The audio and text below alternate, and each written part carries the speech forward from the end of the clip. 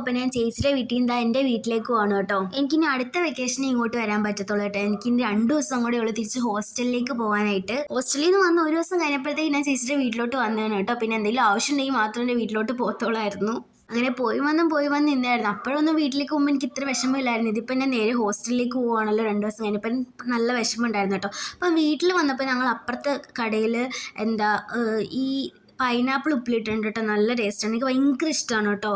പക്ഷേ ഈ വട്ടം വന്നപ്പോൾ ഞാൻ ആദ്യം പോയപ്പോൾ അവിടെ ഇല്ലായിരുന്നു, കഴിഞ്ഞു പോയിട്ടുണ്ടായിരുന്നു. ഇപ്പം പോയപ്പോഴും അത് കഴിഞ്ഞു പോയിട്ടുണ്ടായിരുന്നു കേട്ടോ. ഇവിടെ ആ പൈനാപ്പിളിന് ഭയങ്കര ഡിമാൻഡാണ് കേട്ടോ. പിന്നെ കുറേ പഴയ മുട്ടായിസ് ഒക്കെ കണ്ടിട്ടുണ്ടായിരുന്നു. പുളിമുട്ടായി, തേമുട്ടായി, തേങ്ങാ മുട്ടായി, ഐസ്ക്രീം മുട്ടായി, അങ്ങനെ കുറേ മുട്ടായി കണ്ടിട്ടുണ്ടായിരുന്നു കേട്ടോ. കുറേ നാളെ ഇത് കണ്ട് പണ്ടങ്ങണ്ട് കണ്ടതാണ്.